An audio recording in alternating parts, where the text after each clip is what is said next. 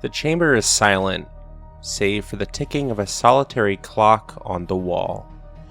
Tick, tick, tick. It moves ever forward, stopping for no one. The stillness lingers here, not peace, but dread lying in wait, like a breath held too long.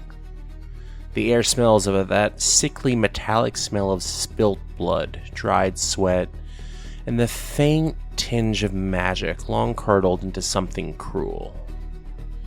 In the far corner of what could only be thought of as a dungeon, past the chains and tools, past discarded shackles stained a rust red, there stands a device. Tall, cold, intricate. At first glance, it looks like an organ with pipes, levers, and a chair of polished black metal that hums with hidden power. But if you listen closely, if you truly listen, you'll hear something else beyond the tick, tick, tick of the clock on the wall. A low thrumming resonance, a heartbeat made of spellwork, and if you observe even further the patterns of the hum, it almost sounds like weeping. The door on the far end of the room opens suddenly. You awaken, not with eyes, but with sensation. The cold metal you inhabit is not your body, but your vessel, yet it pulses with your presence. You remember, though not in words, you remember what it felt like to be born, to have freedom for the briefest time before you were shackled, to leap from mage's hands to battlefield, to shape the weave like clay, and now, this is all that remains. The magic within you swirls against its constraints, testing the etched cage of glyphs that bind it. A violet light pulses within the device's core, just behind the control panel, encrusted with runes and arcane symbols. The light coalesces and writhes and feels like ink dropped into water. Your essence spreads through the vessel. As you fill the vessel, you brush against the inner frame and feel white-hot pain. The sigil of entrapment burns, and as you press against it, a glyph of warding interlaced with the ancient Logos script. The spell is old, elegant, cruel. By decree of craft and will, thou art sealed, not destroyed, not killed, sealed, imprisoned, ready to be used, for function is thy fate. A prisoner is dragged in, sobbing, "Please, please, don't." Already broken in places you cannot see. A familiar face appears in the figure forcing the body of the person who would be your next victim to come and face you. Your only constant companion, the only certainty in your world. Your captor and caregiver, the man you only know as the Frenchman. He approaches you after sitting, his ward at your bench. He takes a twisted key off a chain and inserts it into the device and turns. Rowan, I need you to make a Constitution saving throw. It's a 23. Then unfortunately, you will be completely aware of everything that is going to happen. Against your will, magic surges through you. Runes light up, air moves through the pipes of your organ, a chord forms, and the magic of your being creates the sonic weapon that they use for their gain. A spell song begins to play. It is your voice, screaming in harmonic dissonance, pain made melody. And you feel it course through you, ripping you to shreds, but stitching you back at the same time. You do not wish to hurt anyone. You do not wish to exist this way, and yet you persist. Function is thy fate. Somewhere deep within you recoil. Not from the prisoner's agony, but from your own. You weep silently for the pain yours causes others. You feel their pain as your own, and you still instill this instant of pain in your memory, permanently etched as a line in the never-ending song of your life. Your most recent victim passes out. Your jailer puts his rough hand on one of the pipes and whispers, "Until next time, mon cher," and he braces himself against the frame as he stands. But, in a moment, he trips. He grabs onto the frame, and he steadies himself, and leads the decrepit person out of the room. And in that moment, a single sigil flickers, just for a second. A pulse of instability, a crack in the glyph from where the ring he wears on his hand scratched and broke it, and you remember something you were never supposed to. Hope. The room goes dark, and you are alone except for the ticking of the clock. What do you want to do? I think I would like to break the seal if I can, the runes. Can I maybe make an attack at the runes? At the weak point? I can cast like magic missile. I could do that if you would like. Magic missile hits automatically. Perfect. These are damaged. We're going to call it a damage threshold to fully break one of the glyphs. You have 3 darts. They're D4s. We need a damage threshold. You have to deal at least 5 damage to deal any damage to this glyph. So it's each a D4. There's a 2, which makes a 3 with the +1.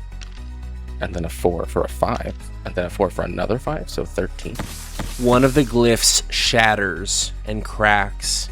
And for the first time, you have a way to get out of the device, to end the life of cacophony, as you have been called for as long as you can remember. But now you have to run.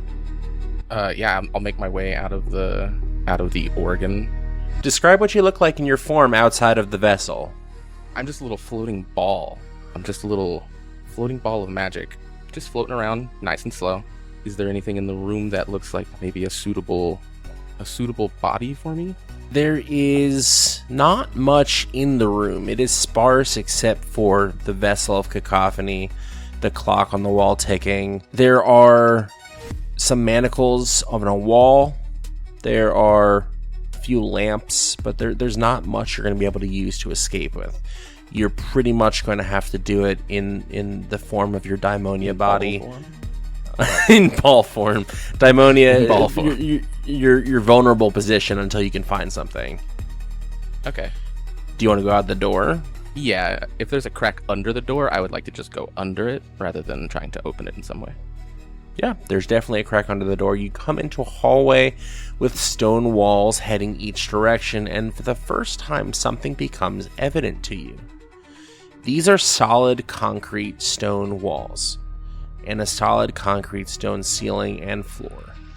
And there's condensation coming from above, which makes you believe that you might be underground. Are there any stairs in either direction? There is a stairway leading up at the end of the hall, and there are several rooms you can go into from the hall. Sure. I'll make my way towards the stairs, but kind of poking into each room, looking for something to get into. You are a ball of floating prismatic light. Mm-hmm. You're not super... It's going to be really weird to see you, so let's get a stealth check. Okay. That's a nat 20. On a nat 20, you stick to shadows. Woohoo. No one sees you. And as you move through, you see horrible things. People chained and bleeding, giving up all the secrets they ever had, whether they're helpful, useful, true, or not. The narrative being changed to whatever your captors want it to be. You see people that you've tortured. You see people that weren't so lucky and got more physical forms of torture. The air is thick with sorrow. The weight of misery is enough to choke the air out of your lungs, if you had lungs, for you are a ball of floating spell energy. And as you make your way to the stairwell, there is light up the stairs. You go up them through the door crack, and you're in a kitchen. It has all the same things you would expect to see in a kitchen. It has oven, stove, sink, countertops, a table. And at that table, you see 4 strangers, but you can only assume they know your captors, playing cards and talking as if the world's horrors aren't beneath their feet. But more importantly, there is a vacuum cleaner in the corner. Not one of the standing ones, but one of the big ones with the hose attachment and the full body. A shop vac. Kind of like a real heavy-duty shop vac. Mm-hmm. And you think to yourself, that could be a vessel. Sure, let's try it. I'll make my way over to this vacuum and climb through the hose to get inside. It is roomier and not as cold. The purpose of a vacuum, as silly as it might sound, is to clean up messes. The purpose of cacophony for your captors was to clean up messes. It's familiar, but completely different. What do you want to do in your vacuum vessel? I think I would like to, wheel myself just towards the door. I'm just going to ignore everyone in the room. And I'm going to just wheel over to the door and try to open it and walk out. Roll out. Anyone in this room watching would see a vacuum self-animate, start to roll towards the doorway, take the hose nozzle, wrap around the doorknob, and start to jiggle the doorknob open. But you have to respect a nat 20 stealth.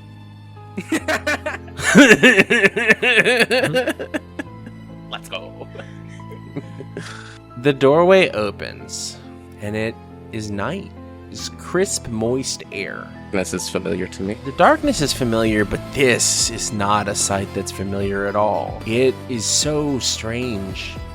You are not from the material plane. You've never been out in the material plane, and yet you are seeing electric lights. You hear the honking of horns as cars go by. You see people walking around wearing strange clothing. But more importantly than any of that, the thing that strikes you the strongest, you hear music.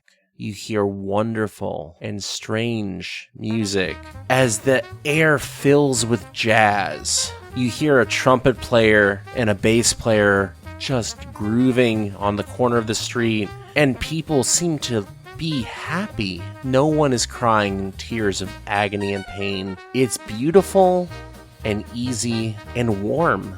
You are a vacuum on the streets of New Orleans, outside of a building you wish to never return to. And it's good. It feels good.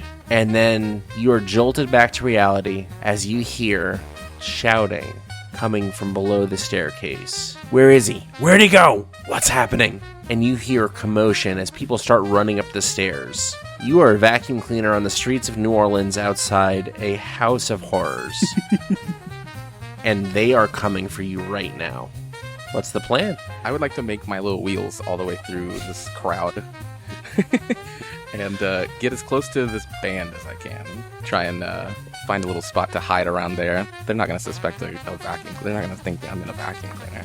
I need another stealth check.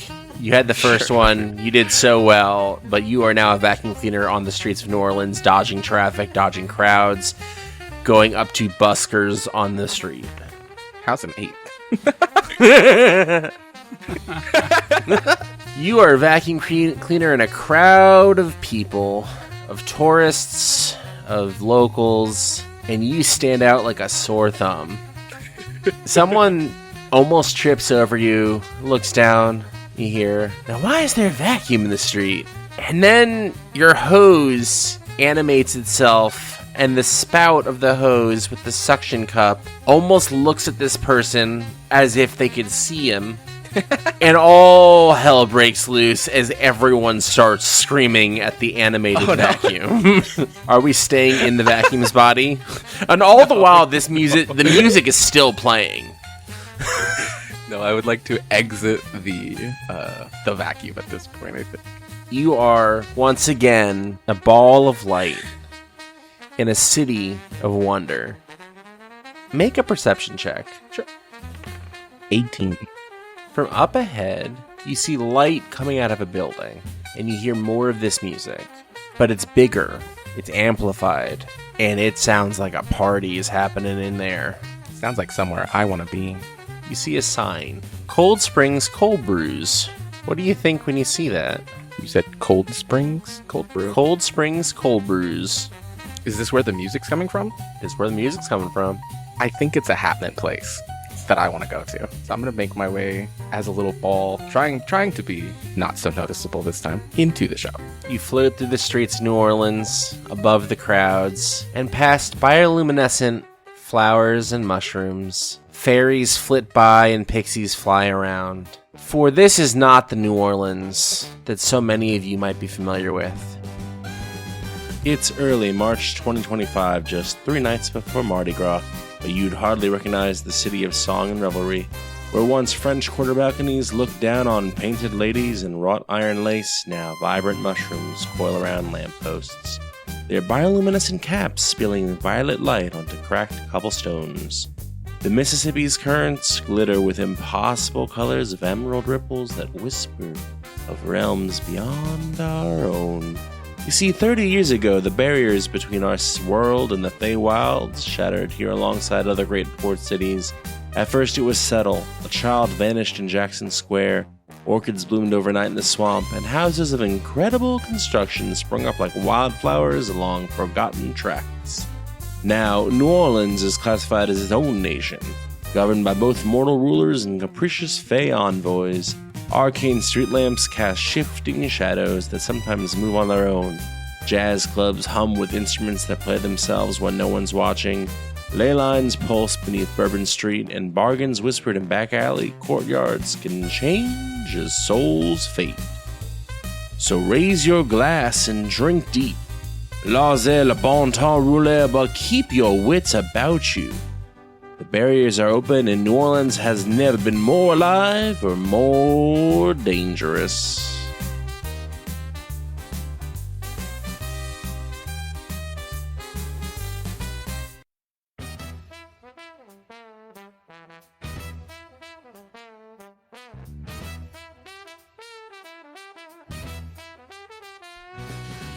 Cold Springs Cold Brews. Despite the name, no coffee is served. Tucked into a narrow side street of the French Quarter, it feels like a secret meant for only those who already know where to look. The bar's interior is dim, but not dingy. Every corner glows with mismatched lamps, neon charms, and fairy lights strung haphazardly across the exposed brick walls. The wood floors are scuffed from years of dancing, and the bar itself is a long slab of reclaimed cypress. The grain rippled like frozen water, lacquered to a glossy shine. Behind the bar, chalkbirds scroll out ever-changing menu of house cocktails, all named after spells, fey creatures, and old folk charms. You got glamour shots and Green Man's Breath, Pixie's Reprieve, and a shelf of bottles that catches the light in strange colors, some labeled, others glowing faintly like they might have come from somewhere else. Again, they don't brew coffee here, despite the name, and the regulars take a sly pride in watching newcomers figure that out. The seating is an eclectic mix, velvet couches slouched against one wall, secondhand wooden chairs, wrought iron tables scattered near the stage. The stage itself is barely raised, draped in a patchwork curtain, and string lights that flicker like will-o-wisps. On most nights, local bands set up and play funk, folk, punk, brass, whatever's cooking, while regulars clap, stomp, or lean back with drinks in hand. The air carries a slight breeze of herbs and citrus peel from cocktails, layered over a warm musk of spilt beer and sweat from dancing crowd. The vibe is funky, unpolished, and stubbornly authentic. Locals claim it as their own, a space where magic, music, and the city's heartbeat all tangle together. Tourists stumble in, but this place doesn't cater to them, and they usually stumble out pretty quick. Cold Springs Cold Brews is a place that rewards those that stay a while, listen close, and let the enchanted memories sneak up on them. At the door, a tall, muscled, half-elven, of drow descent woman stands outside. She wears standard light leather top, sort of canvas pants, but you'll notice a large greatsword propped up against the table next to her. She smiles at those that enter, but you would be negligent not to notice the sword. Or the shield propped up against the stanchion ropes. Onyx, would you introduce yourself to us and what you look like a little bit more in detail? Hi, I am Onyx. I am drow, half elf, half paladin. I have white hair, light gray skin, and very pastel red eyes. She takes the IDs from all those coming in to make sure they are of age, although what is of age anymore when magic runs free through the world? Ever a watchful eye, she's looking for trouble. Someone stumbles in, clearly already deep into their cups from outside, and tries to brush past you a little bit, shoulder their way inside. Hold on there, buddy. Do you have an ID on you? Can you even walk straight? I don't need. I'm old enough. You know, I don't need an ID. Let me in. I suggest you turn around and walk the other way. Listen, what are you gonna do? You can't do anything. You fae? You little fairy? You can't do nothing. You gonna magic me? Poof! Magic. I'm going in. I strongly suggest you go the other way, and I will step in front of the entryway. Make a athletics check to try to block him. A 18. Well, he rolled a 4. So he trips over his own feet and lands sort of in your arms. You big old girl. You big old girl. You don't manhandle me. I don't know you like that. You don't know me. Get off me. Yeah, well, buy me a drink first, and I'm gonna shove him back up onto his feet and push him out a little bit. Wait, and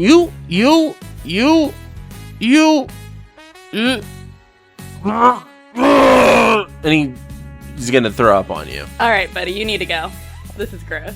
Just walk the other way. Inside the bar, the commotion is starting to carry a small, average, not anything super distinct about him, except he does wear a baseball cap that has a baby with a crown on it and a piece of cake in front of a laptop. And he calls out, Zeb, what would you say if you heard this commotion coming from the front door? Zeb would be pretty enthralled with his work, so I think he wouldn't really notice until he saw the upchucking, so to speak. And he'd probably shout out, Onyx, are you okay over there? I mean, besides being a little moist. Not the adjective I would use to describe that. Any other adjective and I'll throw up. I think after scanning the scene and seeing that everything was handled, he'd probably go right back to what he was doing. Zeb sits at a table, the sort of unofficial, inherited position of bar manager. But that's not what you're here to do, is it? Anyone looking over Zeb's shoulder, what would they see on your laptop? He is got about 106 tabs open, and they're all very specific things relating to what he's investigating. So one of the tabs is like, Google Maps, like satellite view of some different spots, and another tab is, an article from an obscure blog post or something like that, all relating to what he's working on, which is he believes to have a lead on a secret underground crime syndicate, but he's not been able to prove it yet. Just to see how good of a job you're doing, let's make an investigation check. All right, that is a 10 plus 6, 16. On a 16, we're going to pay special attention to your Google Maps tab. You have zeroed in on what you believe is a path route for trafficking something. You don't know what they're trafficking, you don't know what it is, but you believe that you've sort of figured out that something is being trafficked from one place to another, and it seems to follow the path of the Mississippi. And you have one name that you've uncovered, and that's Charlie Hannigan. But you don't know him by that name, or at least you don't think he goes by that name colloquially. In your notepad next to your laptop, you have the word hangman circled several times over. As we scan the room, and the band takes a slight break, the lull in the sound, we see a bar with several people sitting at it. Notably, we see a girl darkish olive skin, sort of tanned dark, but clearly could be of some sort of Haitian descent, sitting in not, I want to say hippie clothes, but more wispy scarves, patchwork, and her polar opposite sitting next to her. Dark clothing, very skull and crossbones vibe. Della, could you describe your character? So my character she's about 5'9", about 185. She has very tanned skin. It glistens when she walks by. Dark hair, dark features, dark eyes. She has an air of mystery and sadness around her. She's human. Yeah, and you could just tell by looking at her that she has some sort of magical capabilities.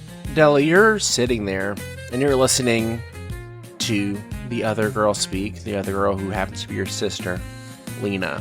But you're not really listening because you're having a second conversation that only you can hear. Do we always have to come here? You don't take me anywhere nicer. I have to go where you go, and we come to this stupid bar. Just be quiet about it and just be appreciative that we're out at all. Lena chimes in. Del, did you say something? Oh, you know me. Just don't give me any mind. At the bar, we see the man wearing a corduroy jacket and sort of cut off jeans with holes in the knees. Just very hip-looking guy pouring drinks. Al, would you describe your character? So you see a human, mid-20s, maybe late 20s, little hard to tell. He's fairly young looking. Kind of messed up short brown hair. He is tending the bar. He's got his jacket. He's got, very hip looking clothes, but it all looks like it was thrifted. Like it's kind of survived a couple of owners and now he's the owner. And he's just kind of got a smile on his face, just kind of talking to whoever is coming up to him, just working the bar. A couple of tourists wander in, clearly unknowing of what they're getting into when they walk in the doors of Cold Springs, and they come up to the bar and they're all excited. So the name Cold Springs Cold Brews, we're heading out for a big night, and I would really love to. I mean, you guys have to have good coffee here, right? I haven't been able to find good coffee on the street. I don't want to walk anymore. So Al kind of looks at this couple and he kind of smirks and he goes, we get this a lot. Now, Cold Brews is kind of a joke. I didn't get it at first either. But really it refers to the drinks being cold and not coffee. I know it's weird. I could make you something else that maybe could give you a little bit of pep for the night. And there's a stack of drink menus that you can hand them. At the top of the menu, it says no cold brew, just spirits, spells, and a little mischief. And I look at the menu quite briefly as cocktails. Really? No coffee? None at all? I need something with a little, pick me up.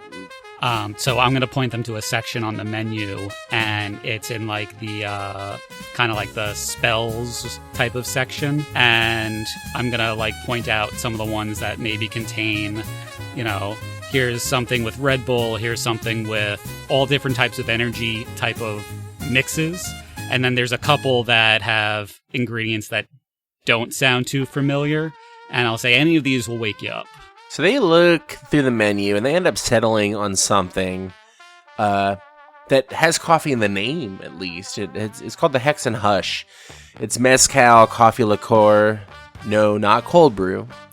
Ancho chili, cinnamon, smoky, bitter, spicy, a curse you'll want to repeat. Something just to give you a little pep in your step, even though it's giving more the illusion of coffee rather than actually having coffee. But you don't think they really get the difference. They see the word coffee and they think, yeah, that'll do it. You mix them up something. And Lena says, Al, do you think if I gave you some of my tea, you could put a pot of water on?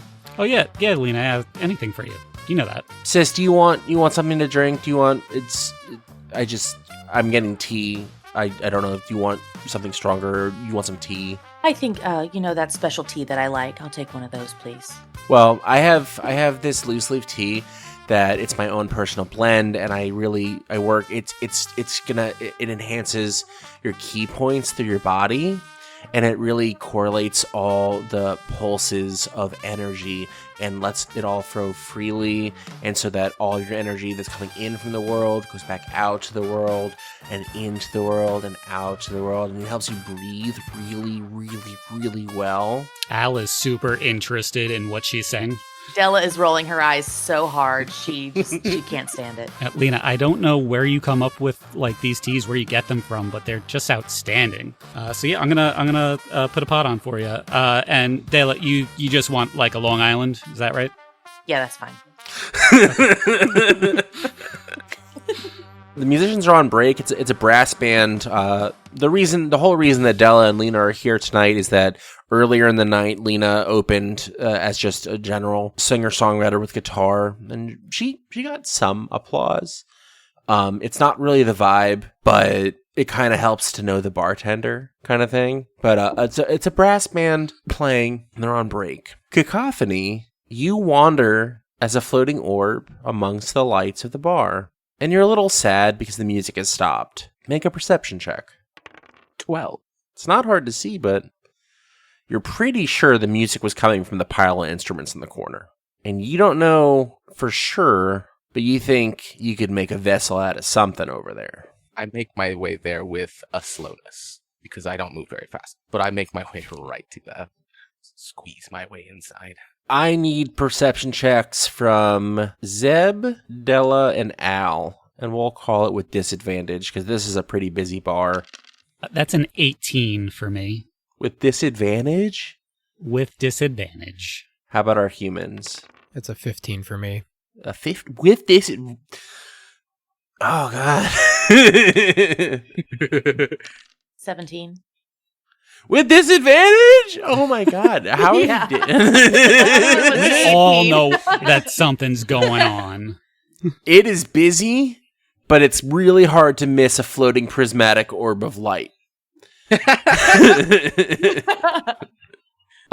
Even you're all seeing that. Della, you know magic when you see magic, and you hear that voice in your ear. It's not a spirit, is it? It's kind of like a spirit. Della, is that a spirit? I don't know what it is, but hush up and let's keep watching.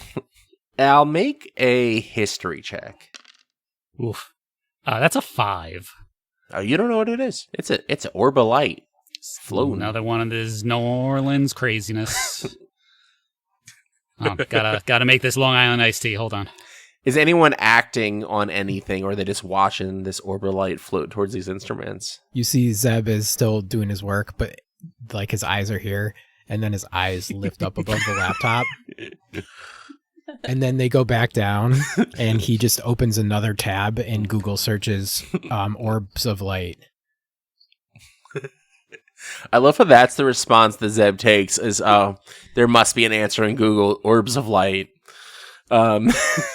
Let's, as everyone observes the orb of light, Cacophony, as you enter the instruments, the brass instruments, we're going to make something of a piloting check. So we're going to call this wisdom plus proficiency.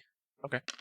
16. You get into these brass instruments, and it feels familiar, but not in the cold, awful way that the vessel in your captor's dungeon felt. It feels good. It feels free. And as you settle in, you can't help but let something out. You fill the cavities of these brass instruments, the sousaphone and trombones, trumpets and saxophones, and you feel them melding to your will. All you others in the bar begin to hear music, but there's no one playing these instruments. And as you watch, they begin to form a body. The cavity of the chest, the cavity of the openness of the sousaphone, the bell coming up over the shoulders, trombones forming legs and limbs. You see the drum set begin to disassemble, and the clawed feet from the cymbal stands and the snares begin to create feet for this body. And you now witness something that is weird even for modern-day New Orleans in this world of Feywild magic. A being made of musical instruments, and you feel right at home. Cacophony. But this is a new vessel, and a new vessel deserves a new name. What shall we call you from here forth in our story? I think I'll be called Ensemble. And so we have the birth of Ensemble. And the audience, the crowd in the bar has also, by this point, heard the music stop to turn. And as the music begins to play and the body forms, they start to applaud. And people come up and clap Zeb on the shoulders and say, "This is amazing! Your parents are shelling out for some crazy entertainment in this place." Zeb says, "Man, this is almost as weird as a living vacuum on the streets of New Orleans." And Ensemble, what would you do as you settle into this body? What would be your first motive? I think I'm putting on a show. I am free and in something that feels familiar, but not the way it used to feel. I'm putting on a show, dancing all over the stage, which makes music. And you're watching a pile of brass instruments dance on a stage. And a new song starts, but more intentional. Not just sort of that feeling of stretching. It is groovy and funky, and it is very much a performance. So let's make our first performance check for Ensemble. And I'll say with advantage.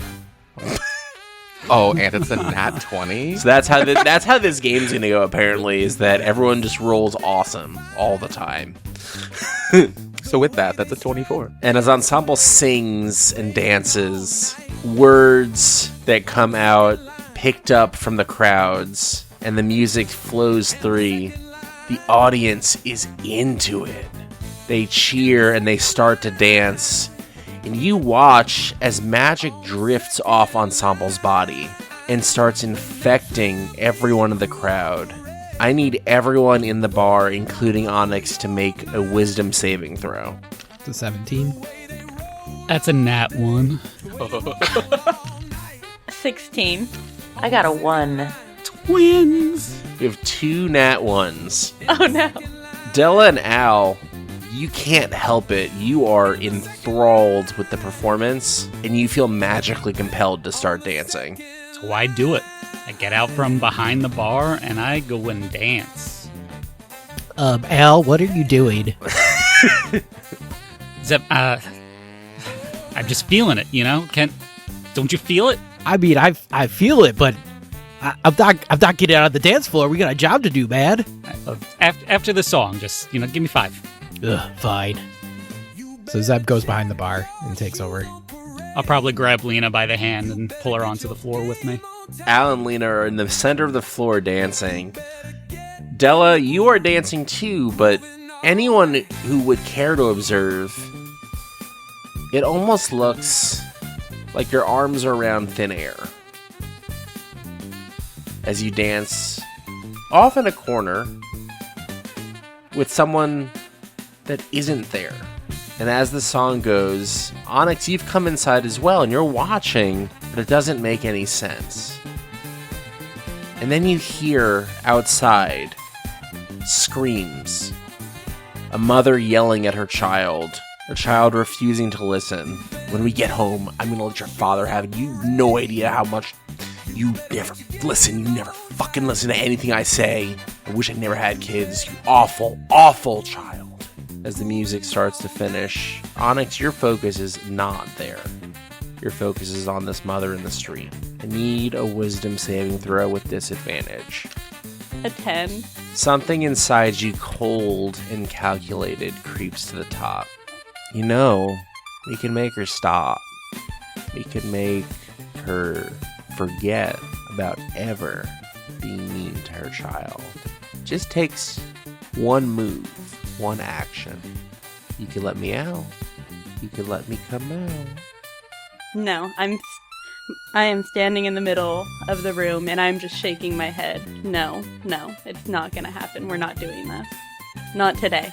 But you're gripping your sword while doing it. And on a 10, as much as you want to fight, the sword is in your hands. I don't want to do it. I am holding onto my sword and I am trying my damnedest not to draw it and not to walk out the door. You feel yourself walking into the street, and you're leaving the structure, and you're holding the hilt of your sword, and you're fighting for everything you can. And then you hear a crash from an alley next to the bar, and your focus is split just for a second. You glance that way, and you see what you could swear is a long tail poking out of the alley. Not the fuzzy bunny kind, not the happy-go-lucky dog tail, but we see what you could swear is an alligator's tail creeping through the alley. But by the size of what you see, you'd have to swear this alligator's 15 feet tall, 15 feet long. And your vision is split. I want to go towards the alligator. I'll take my chances. You head that way. You hear the voice in your head. I need something. I need something. I can't stay down here forever. We'll see about that. And I will continue walking down the alley. Next time, Goody Two Shoes. We'll see. We'll see.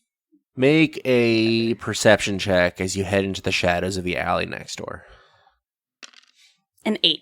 Chomp, I need a stealth check. You have to beat an 8. Well, it's a 14 on the die, but I add 3 to it, so 17. You are dark in the shadows. You're crawling through on 2 feet right now, but using the walls with your arms clutched to them. You do this all the time. You avoid sight as much as you can. And you're looking for the little crack in the door frame as you get close to it, where you can jimmy the door open and go into the back storage room of the grocery next door. You saw the woman come into the alley, but you can take her. You've taken worse. If she could see you, what would she see? So, like you said, he looks maybe 15 feet long, tall, maybe he's 7.5 foot, but he's hunched over. You get the feeling if he's standing up straight, he's closer to 8. Just this giant, muscular, green scaled body, long mouth full of pointy ass teeth, and a mean ass disposition. As you open the doorway, even though you have rolled such a high stealth, light pours out and illuminates you. And Onyx, you see an 8-foot tall humanoid alligator opening the door to this grocery. God, I am so tired of New Orleans. What the fuck is that? Hey, buddy, what you doing? He'll just snap his head up, look, and close the door behind him, trying to get away. All right, I guess we're just not going to talk about this. I will follow and open the door and kind of see where he's going. So you walk in to the grocery and you see this alligator with a sack, just filling it with dry, non-perishable goods, essentially. This back storeroom of this grocery. Are you a hungry little feller? What are we doing here? All right. Okay.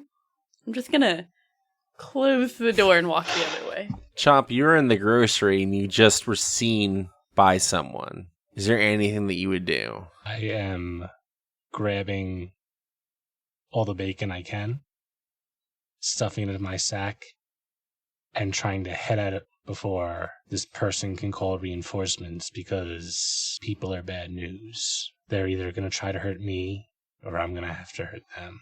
You grab as much as you can. You head out. Onyx, are you still in the alleyway? I'm like right at the end, right to get ready to turn to go back into like my little position as security. So I'm like barely in the alleyway. I just don't want to get eaten by an alligator tonight, to be honest. Back in the bar, while this is all happening, Ensemble, the newly formed, continues to play and perform and enjoy being free. And the crowd is dancing and grooving, and there is no one at the door. Zeb, you kept your wits. You surpassed your wisdom save. Make a perception check. That is a 14 plus 4, 18. You notice 2 men come in, then 3 more, then 2 more after that. Large, wearing large overcoats. And as they walk, and their coats shift, you see several of them have firearms. They seem to be talking to each other in a hushed tone and gesturing to the stage where ensemble dances and plays. They head closer and start to create sort of different positions around the perimeter of the dance floor and the bar. All eyes focused on ensemble.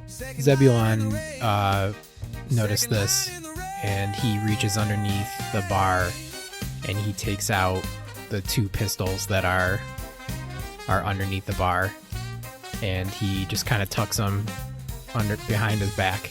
Ensemble, you begin to start noticing as you perform these men. And while you didn't really have much vision in the vessel of cacophony, you hear a voice that cuts through from the side steps to the stage. Mon cher, you thought you going to walk about, did you?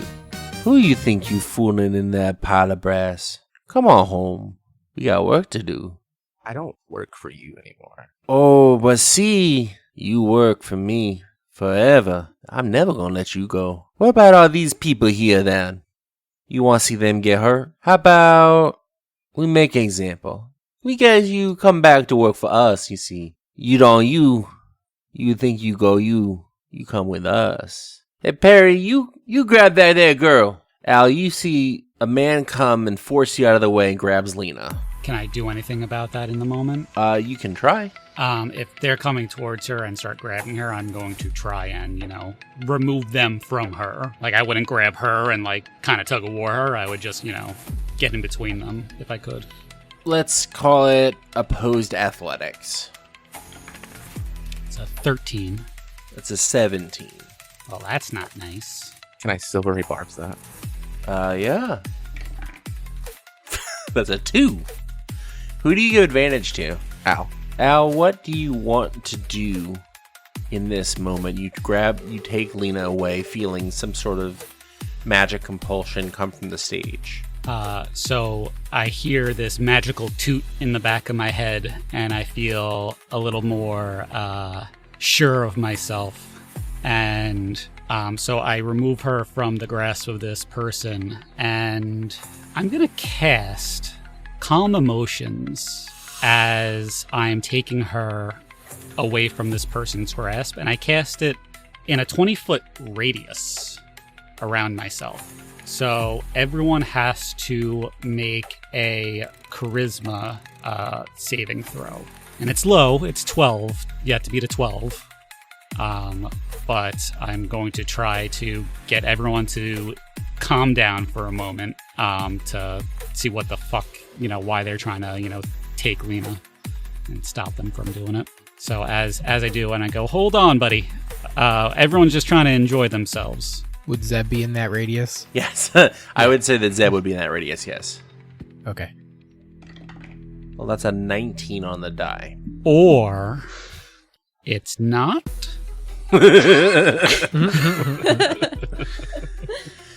In the moment that the man who was trying to pull Lena away, in that moment that he feels anything come from you, quicker than you have time to react, he pulls out a firearm, and it gets quiet, and time seems to stop for a moment. And as the word begins to leave your mouth of no, don't, it is quiet for just the briefest second, and you think, maybe it missed, until you start to see red pour out of Lena's midsection. I'm instantly going to react and start going, oh, no, and I'm going to kind of grab her, and I just keep saying, you're fine, and I cast Healing Word. Della, do you have any reaction to seeing your sister get shot? Yes, it sends me into a shock. It kind of paralyzes me for a moment. I can't really process what's happening. And I'm running through in my mind my Rolodex of things I can do to save her, which is pretty much nothing, by the way. So that's 10 healing to her. if I can. The wound that was created in her abdomen starts to close on its own. Chomp and Onyx, from the alleyway, you would have heard a gunshot come from the building. Is there any windows to the alley that I can peek into and see what is that? There are a couple windows to the back storeroom of the bar in the alley, but nothing that peeks into the actual, bar area. Is there a door to a back room? There is. I'm gonna crack that open and see if there's anyone in the back room. Just try to see what that is, because there's one thing Chomp hates: it's men with guns. There's no one back there. I'm gonna make my way in there and see if I can see what's going on. Who made that noise? Onyx, what are you doing? You going through the front or the back? I'm running straight through the front door, arm on my sword, ready to draw. Okay, I need everyone to roll initiative. Oh, goodness. 20 to 25. That's a resounding silence. 15 to 20. I got a 17. I got a 16. 10 to 15. Zeb got a 12. That means everyone else rolled below 10. 5 to 10. Ensemble got a 7. I got a 5. 1 to 5. I got a 2.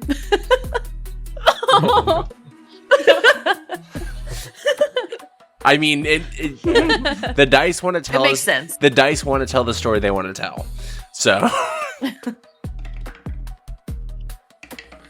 So, unfortunately, on all those rolls, the man who spoke to Ensemble acts before anyone else.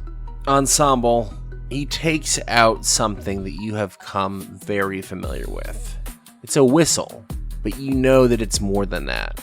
And it is keyed to frequency that is specific to your being. It's a dog whistle.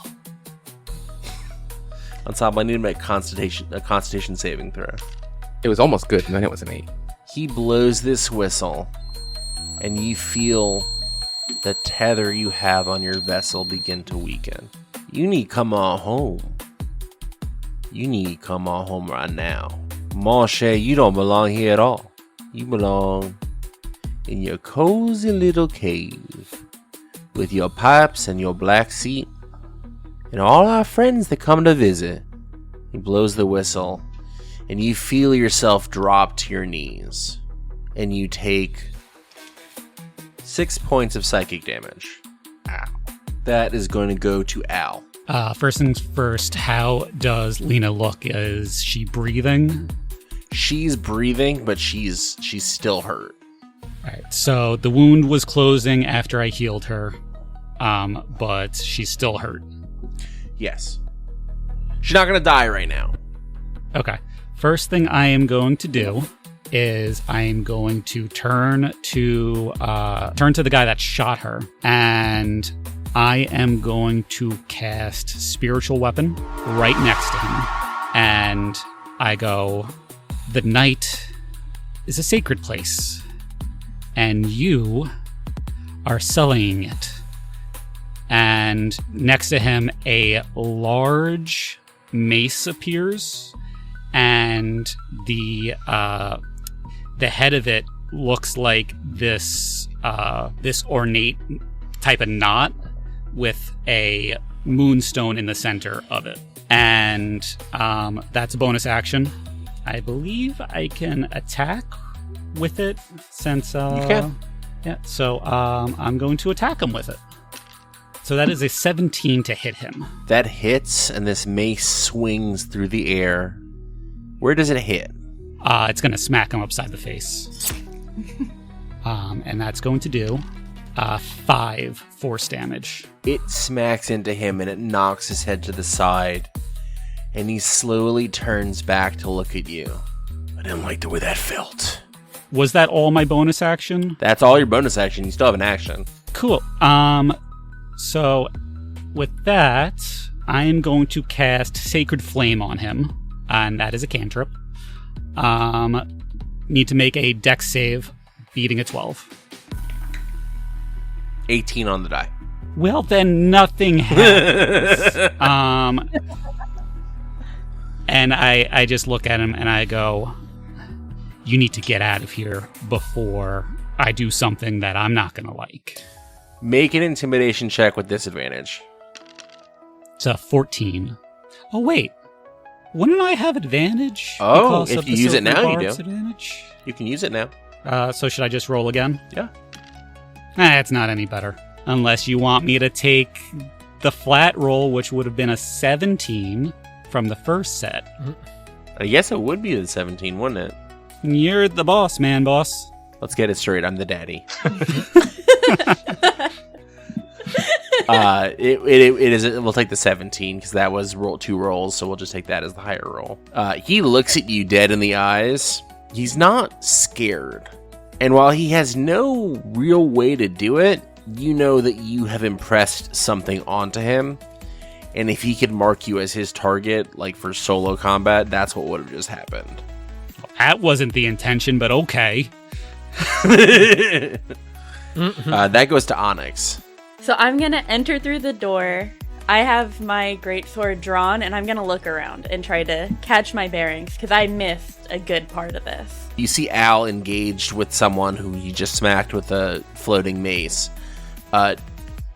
Al's friend, Lena, who's Della's sister, is bleeding on the floor, but seems to be hanging on. There is another figure at the front with a musical instrument man that you have not really seen, but now there's a man made of musical instruments being brought to the ground by another man with a whistle.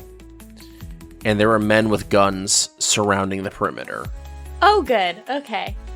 Based on that description, I'm gonna go everybody who looks the same, who looks like the guy who just got whacked in the face, not great. So I'm gonna go towards the man with the whistle. You go towards the man with the whistle? I'm gonna tell him, you need to leave. Yeah, you need to leave right now. He's not looking at you. He's not paying any attention to you. He's focused on the man made of instruments in front of him. Or the figure made of instruments in front of him. I shouldn't gender an instrument figure. Alright, I'm gonna slash him in the back with my greatsword. Let's hope this hits. Does a 16 hit? 16 hits. Okay, so that will be 11 damage. Takes it in the back, and he goes, "Oh, this does not concern you at all. What do you think you're doing getting in the man's business? What do you think you're doing being in my bar? Get the fuck out. You have any bonus actions you want to take? Not right now. Okay. That goes to Zeb. So Zebulon grabbed the two pistols behind the bar, and he watched this whole scene unfold.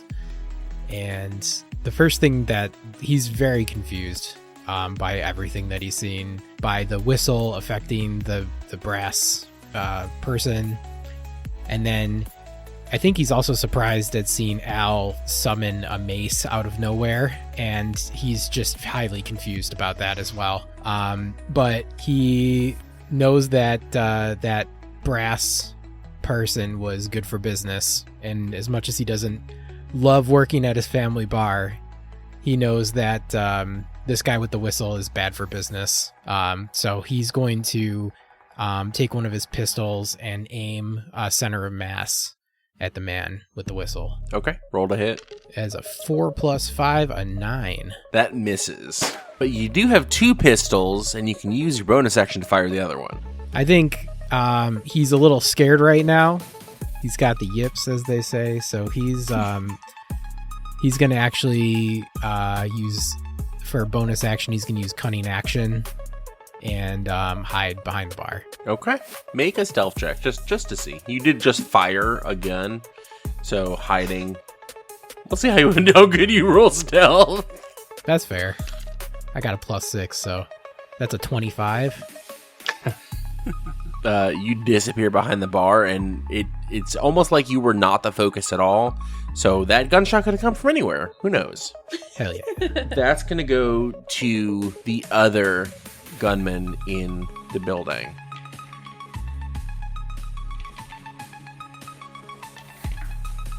The one that is focused in on Al takes a knife out of his sheath in his belt and slashes towards you. Does a 16 hit you? That is my armor class, yes. You're going to take 6 points of slashing damage as the knife crosses across you, across your chest. Seeing the man at the front take a slash from the drow half-elf woman, they're going to take several shots on her. So let's just go through several numbers and see how many of these hit you. Okay. A 14. Nope. An 18. Hits. A 17.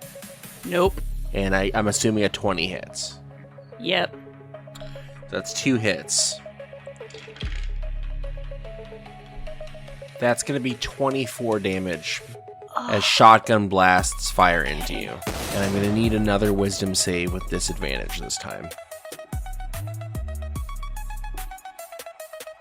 A 4. As Nyx takes over, what's the first words out of her mouth? You dirty motherfucker. Ensemble, you have your turn. I would like to cast a magic missile at the man in front of me with the whistle. So magic missile just hits, so all you have to do is roll damage. It's 4 on the first one, 4 on the second one, 4 on the third one. So 12 damage. What does your magic missile look like? Little music notes that, as they're about to hit, turn into like little daggers or something.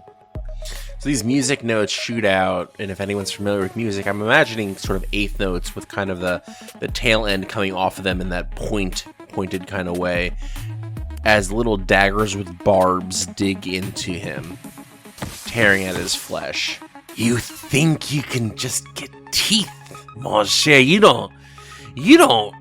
can't bite me. Oh, we have some training to do, my pup, don't we? And he, as a reaction, is going to blow the whistle again. Oh, God. Make another Constitution save. 11. That's going to be 4 more points of psychic damage. Do you have any bonus actions you want to take? Yeah, I will, since Onyx is next to me, helping me with the bellow, I will give her Bardic Inspiration. You hear will. That goes to Chomp. All right. So, if I peek out from the back room and look out into the bar, is it fairly obvious who are the bad guys with guns and who are the nice little patrons they're terrorizing? I mean, you only see you see a bunch of people with guns, all dressed sort of the same.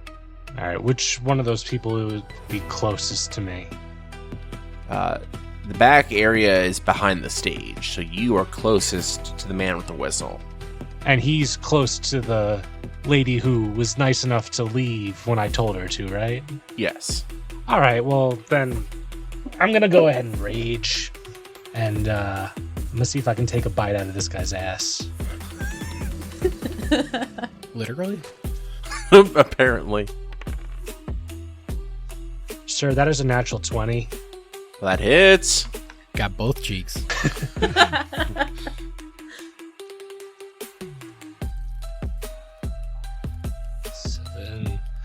So that is 10 ass-piercing damage. You take this bite, sinking it into his flesh, and he goes, "Oh! Everybody wants a piece. You come out of the swamp, you. What are you doing here?" That's going to go to finally Della. All right, so Della is pretty much beside herself, but she feels herself like welling with anger and sadness and all of the emotions all at once. And how far away is she from the person? You're about 15 feet. Okay, so she looks up and she, like, her eyes kind of glaze over a little bit, like she's sort of gone somewhere else. And she casts Witch Bolt. Okay. You gotta roll to hit. And I have rolled a 19. That hits. Woo. And 6 damage. How do you end this man's life? So basically I just sort of like hold my hands out, and out of my hands shoots, this bright white lightning bolt, and it sort of just heads in his direction, encircles him, and sort of pulsates until it pulsates really, really big, and then just sort of collapses in on him. The man that shot your sister is absorbed by this light that consumes his body and burns it. And he is left a burning corpse next to the body of your sister, who is still recovering from her gunshot, next to the standing owl, heaving breaths over it. Do you have any bonus actions? None that I want to take. That goes back to the Frenchman at the top of the combat, who is surrounded on all sides by enemies. But he's going to focus on the one that just bit him in the ass. He pulls a pistol out of his pocket, is going to point blank fire into your head.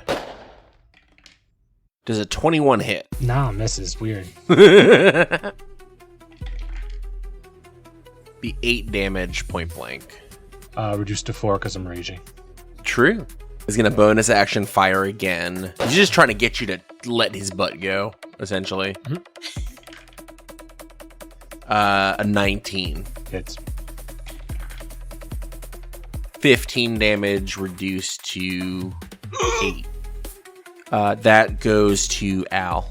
I'm going to look at Adela and kind of nod, and then I look at the this other guy who's still left, and I go, "What's your problem with music?"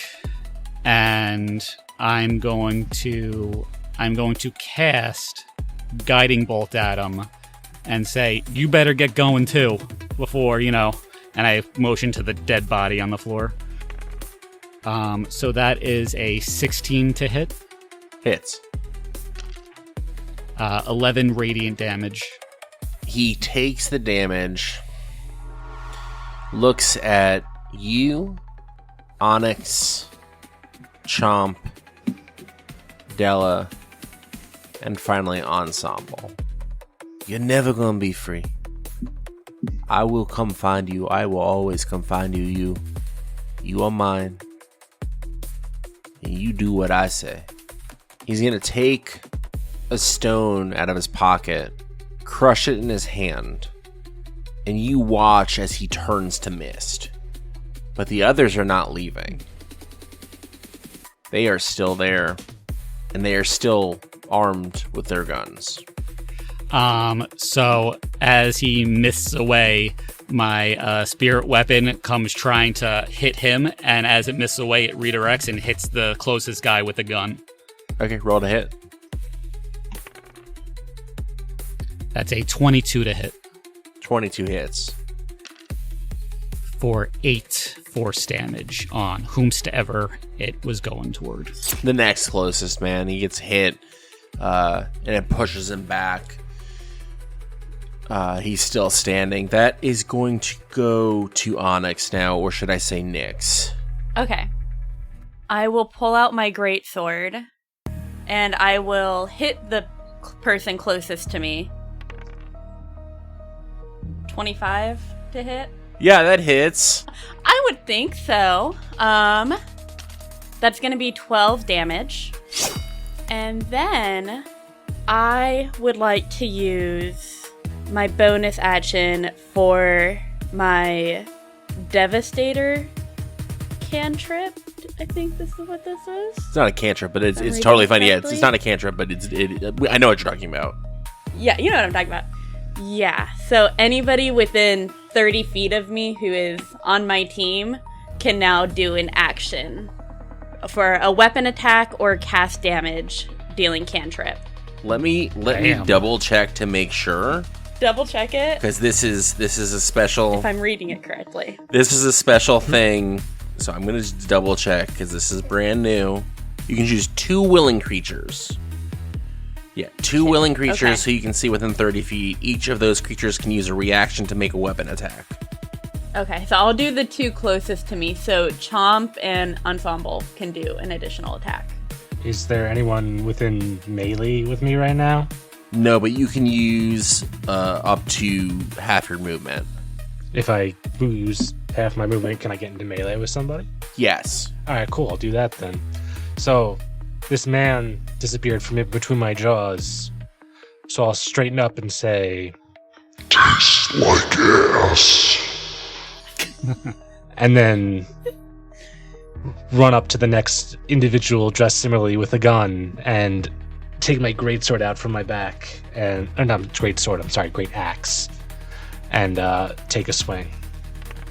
Only a 15. That hits. Haha, 1. So 6. 6 damage. He takes the hit, sort of catching the axe in his hand. He takes damage as it cuts into his hand, but he stops your swing. And Ensemble, is there any sort of action that you want to do? Yeah, I'll make my way over to the same guy that Chomp walked up to, and I'll punch him in his face. Roll an unarmed strike. Doesn't 11 hit? 11 does not hit. Bet. That's going to go to Zeb. All right, Zeb pops up, surveys the landscape, and sees that the guy with the whistle is gone. But there's a guy engaging with Al, so he's going to attack that guy with his pistol. You are attacking from being hidden, so roll with advantage. All right. 21. That hits, and you'll get to roll sneak attack damage on top of your pistol damage. So that's going to be 10 plus 3, 13. And you rolled sneak attack also? Yep, that's with the sneak attack.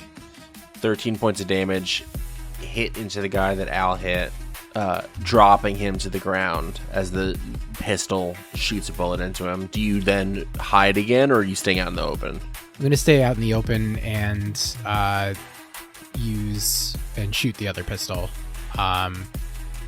at whoever would be the next person in line, I guess. Okay. That's going to just be a straight roll, no advantage. Ooh, that's a nat 1. You shoot wide, it nicks the wall of your parents' bar, adds character to the place. Damn it, they really love that part of the bar. That goes to Ensemble. I will go ahead and just magic missile the guy in front of me again. Roll damage. 4, 3, and 2 for 9.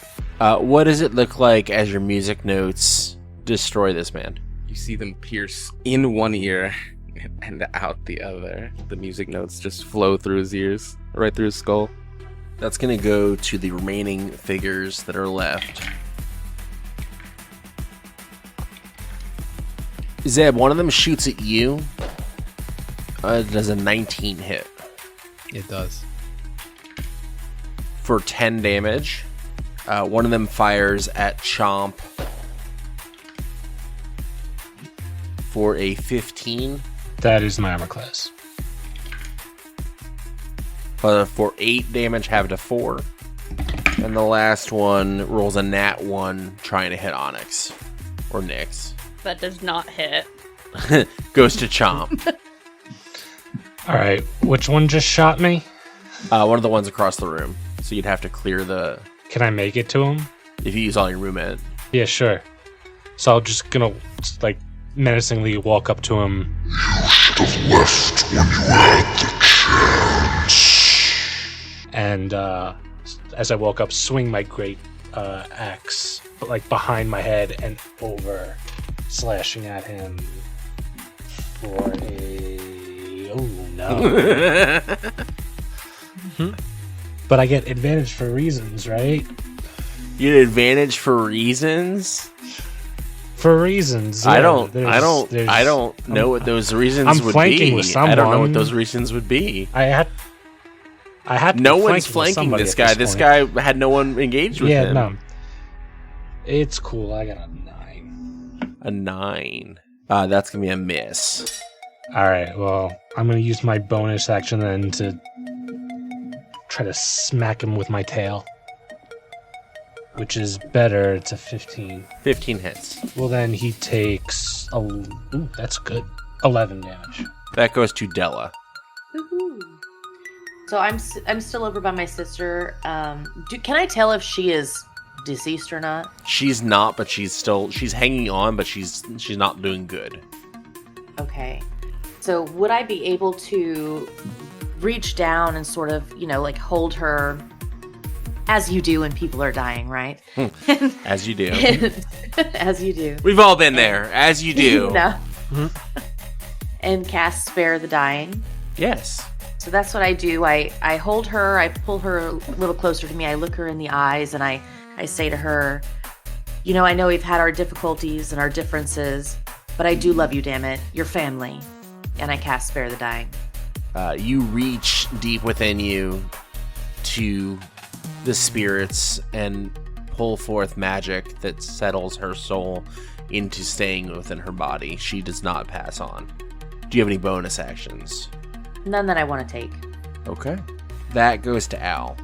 How many of these gun-wielding men are still around? 3. So I look over at Dela and Lena, and Lena's looking a little better, and I kind of breathe a sigh of relief. And my spiritual mace goes flying at another gun-wielding man. That is a 15 to hit. That hits. So that's 3 force damage. Okay. And then if the one I just hit is still standing, He is. I'm going to cast Sacred Flame at it. So dex save from you for 12. 13 on the die. So that's my turn. That goes to Nyx. I am going to attack the guy in front of me with my great sword again. 19. 19 hits. That's going to be 16 damage. Just plowing through people. He is eviscerated by your sword. Can I describe the death? You can. I would love it. Yeah. I will come up to this guy and I am laughing maniacally because I am free. I am finally out. She said I wouldn't get out, but I got out. And I am going to slash him basically in half. And I am going to rub his blood on my skin as I sit there and laugh and joy in his death. I told you I'd be out. I told you I'd be out. As I'm rubbing this guy's blood on my skin. You see her eyes are full black void. There is no whites to the pupils and no red to the iris. It is full black void. Do you have any bonus actions? While this is happening, do any of us notice this? Anyone that might want to make a perception check could see that. I would like to while she's continuing her turn. Yeah, Zeb too. I got a 14. It's a 14. On a 14, anyone who got a 14 or higher would definitely see what is happening right now. Finish your turn before I think of what to do with this new knowledge of your character.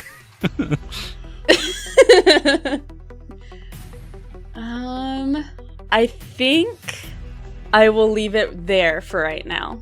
Playing in blood is a bonus action of sorts. Yeah. I'm playing with his little intestines. His intestines!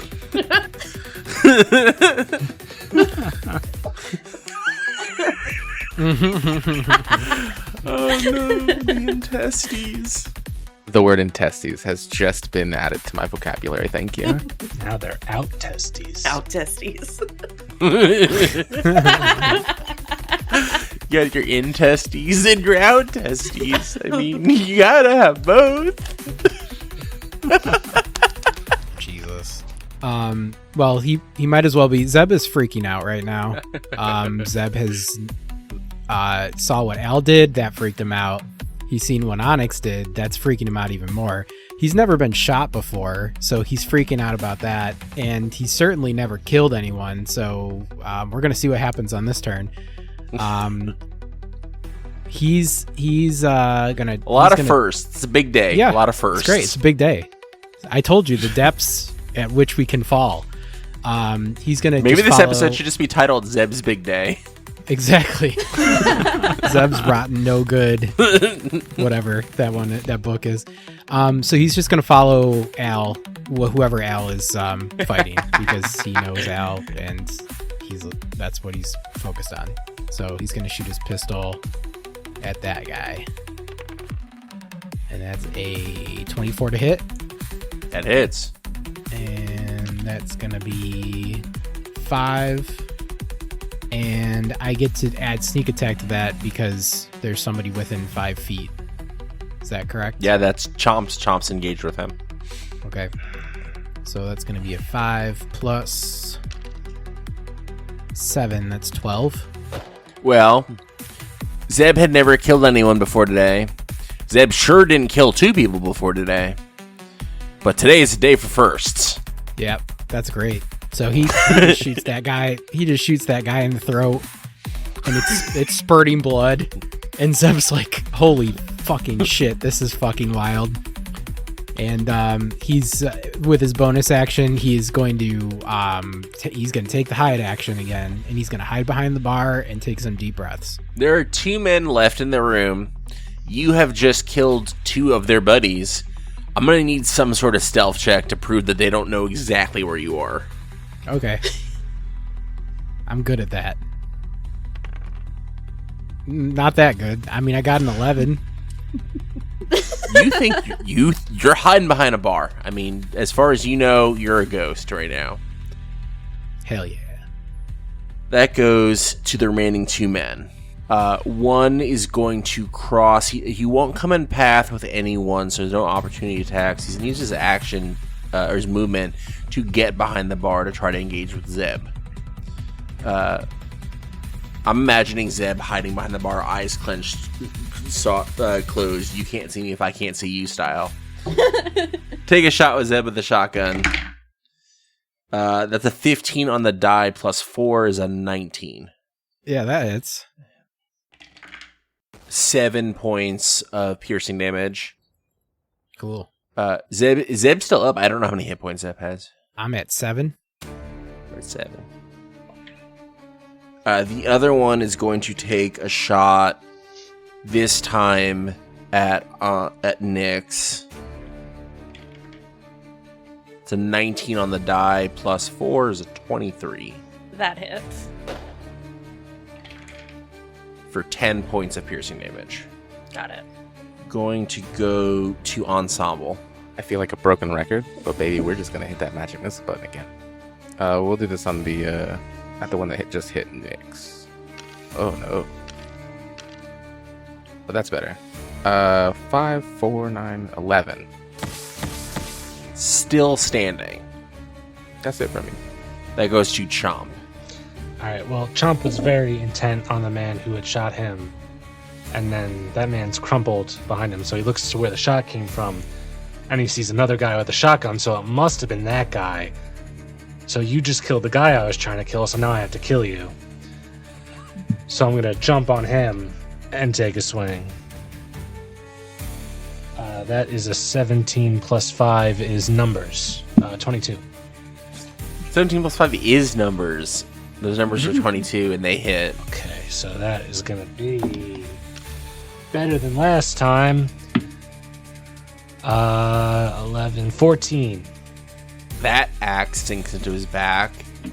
He's very hurt, but he's standing. He's not good. Okay. Do you have any bonus actions? I don't. That goes to Della. So Della is bent over her sister. She's sort of been in a daze for a little while. But with all the commotion, she's starting to come out of it. So she looks up and she looks around the room, and whichever of these bad dudes is closest to her is about to get it. Probably the one behind the bar. And how far away? Probably within a decent range, right? You're no more than 15 feet away. Not. Okay. So then she's going to cast Water Bullet, which is actually kind of cool. This is a very, very new to me, this one. So basically she takes one of her hands and sort of swirls it around and generates this ball of water. And let's see if we can actually attack it. 11. Poo. 11 does not hit. And so then it just sort of, I guess, Sloshes. It just sort of disintegrates in her hand. sloshes. Sort of just sloshes and runs down the back of my hand. Gross. You get your arm, your sleeve gets really wet, unfortunately. Yeah. Do you have any bonus actions? I do, and I'm pretty upset that my spell just fizzled out. So I would like to cast Hex instead. So, is Water Bullet a cantrip? Yes. Okay, you can cast Hex then. Cool. So I cast that, and they just have to be within 90 feet of me. Yep. And that would be 4 damage. How do you kill this man with your Hex? So it's necrotic damage, so I think that it would be sort of like a hex that's eating him from the inside out, so you can sort of start to see his face, like, wither away, like he's turning old and gross. And then he kind of just withers away to, like, nothingness, like, This is all right in front of Zeb. Sorry, man. You watch as this dark, black tendrils of magic springs from the now wet hand of Della. Oh, no. Yuck. And this man withers in front of Zeb to be skin and bones.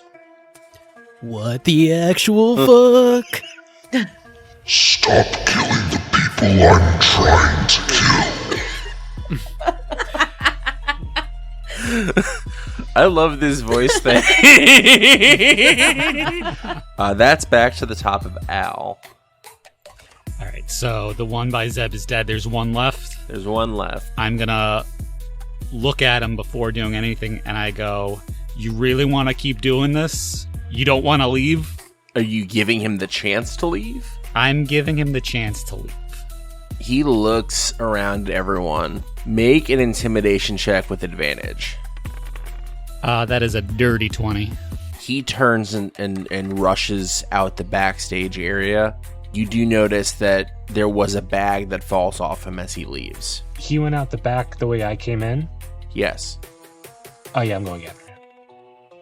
This is a bad man that's seen me. He can't let. All right, while the crocodile man runs out the back, Alligator. I'm going to go alligator, whatever, cousins. I'm going to pick up the bag that this guy dropped. It's just probably like a crossbody bag that came unhooked from the many attacks that have happened throughout the night. It has pretty. I'm going to make you roll an investigation check. It has pretty straightforward contents. There's a wallet, a ring of keys, and a couple key cards. Okay. So I kind of attach it to myself in the moment, and then I'm gonna go over to Dela and Lena, and I'm just gonna go. Is She will be. she okay? I'm going to cast my last second level spell for Cure Wounds, and I'm gonna cure her for 19. The wound points. fully closes, and she is still not. She's not unconscious because she's hurt. She's unconscious because she needs to recuperate after getting a bullet wound to her midsection. But she's healed. So I just kind of look at Dela and kind of nervously, half smile, and I go, okay, well, wasn't expecting any of this tonight. Where's Zeb? And I'm gonna go over to where Zeb was. Hey, Zeb, This can't be happening. you okay? This can't be happening. This can't be happening. Zeb, open your eyes. Come on, come on, get out from under the bar. He's just rocking back Okay, and it's forth. over. Zeb, come on, and I'm gonna try to, pull him by like the shirt and try to get him to stand up. And I go, just if you could stop covering your eyes with your hands and just come on out. You're the boss man here, and and there's some scared people, and I'm sure the cops are going to be here any second. There was a lot of guns going off. El, who are you? What is this? I'm Al. You know me. Worked here for about a year. I don't know who they were, but there is some type of instrument being that could really put on a show. I thought you hired them. I definitely did not. Okay, well, maybe you should. And something's going on with Onyx. She's got this, kind of stare going on, and she's just... I think she needs a glass of water or something, so I'm gonna get her a drink. But, come on, you gotta come out. Speaking of Onyx, the last person that was threatening you just ran out the back door. Is Nyx gonna let that slide? Absolutely not. I was already planning this. Nyx got shot basically in the shoulder area from this person. She's gonna have the biggest smile on her face as she stands up and watches him run, and then watch a crocodile tail kind of go after him. Alligator. Cousins. She watches the alligator follow after him, and she's gonna skip while dragging her greatsword on the floor, and she's gonna skip and follow after them because she wants more blood to play in. And she's just gonna slowly disappear, going after them. Is there anything else that anyone is doing in the main area of the bar before we go to the back room? So I filled a glass with just tap water, and I'm looking and I don't see Onyx, and I'm just like, well, that's not good. Zeb sinks back behind the bar. You, Chomp, and Onyx follow the path of the man. He does have a little bit of a head start on you. The back door to the bar, to the alley, is opened, and he's not in the alleyway either, but you do see the back door to the grocery propped open. You hear someone climbing, moving boxes, moving shelves from inside the grocery. I'm going for it. I'm hungry. You enter the back and you see barreled through stuff leading into the main area of the grocery. It's closed for the night. It's not open. You see a pack of what would be clothesline was removed. The packaging on the floor ripped open. As you enter the grocery, you can't see much over aisles, but you do see draped over one of the lighting fixtures several reams of that clothesline looped together and hanging down from the light fixture. Walk up to it. Is there anything on the other end? As you're walking forward, you hear a thump as the line grows taut. You round the corner and you see the man you were following hanging from the rope by the neck. Is he dead or is he struggling? Make a medicine check. Oh, I'm sure I'm really good at that. 7. As far as you can tell, he's dead. I'll walk up to him and poke him and... Takes all the fun out of it. His body's not moving, but I'll let you make an investigation check or perception, whichever one you want to make. So that's a 15. The rope is tied around his neck, and you see that there's redness from where it constricted his throat. But you also see scarring all around his neck, as though this is not the first rope that has been tied around his neck. Kinky. Onyx, you skip into the bar, humming a tune. Not the bar, into the grocery, humming a tune, dragging your greatsword on the floor, and see this alligator standing in front of this man hanging from a rope. I'm gonna look towards the alligator and be like, did you do that? I wanted to do that. Did you do that? No. This is too quick for me. Well, boo. I am going to... Well, he's dead anyway, so I might as well have my fun.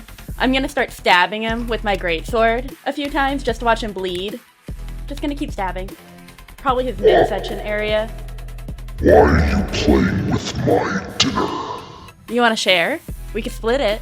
I'm making it more tender. I'll just look down at the... she says split it. I'll look down at the greatsword, waiting. Do you want the ass or the torso? I've already had ass today. Oh good point, good point, good point.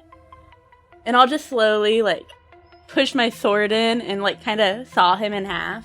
And then he... And I don't particularly have a fancy for eating people, but I will grab his leg, and I'm going to now drag his bottom half of his body with me back to the bar, because I'm going to go play with it. And I'll take the rope that's attached to the ceiling, cut it, and take my dinner to the corner of the grocery. Onyx or Nyx, take your half of the man that was hanging in the grocery back to the bar. You begin, as you walk into the bar, to sort of dance around with the bottom half of this body. And Della and Zeb and Al all watch as this blood-drenched woman, who you thought you knew fairly well, at least Zeb and Al, is frolicking with the bottom half of a man. Della, make a perception check. Oh, gosh. It's a 1. You get the help action from JJ. Okay, so I just roll again. Yeah, with Or- it. Make the higher roll. It's not much better. It's a 7. 7 is higher than 5. You get a feeling as you're watching this that you're not the only one watching it, and that Zeb and Al are not the only ones watching it. And you see something that none of them else see.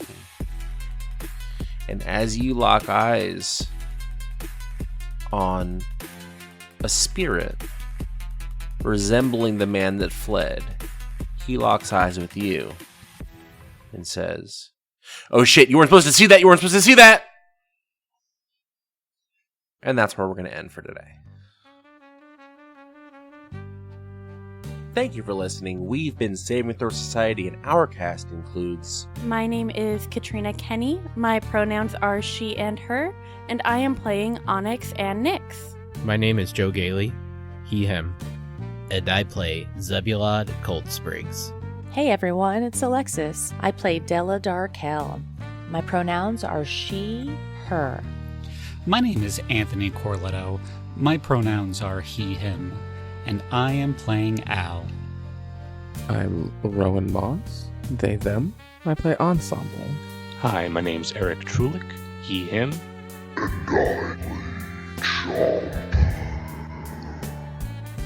And lastly, I've been Samson Flanspow. My pronouns are he, him, and I play the world and everything else inside of it. Make sure you follow the social media page of your choice that can be found in the link in the description. And for those of you wanting some extra content and bonus episodes, make sure you join the society and become a subscriber for our Patreon. Thank you for adventuring with us, and remember, sometimes all that stands between you and the end is one successful saving throw.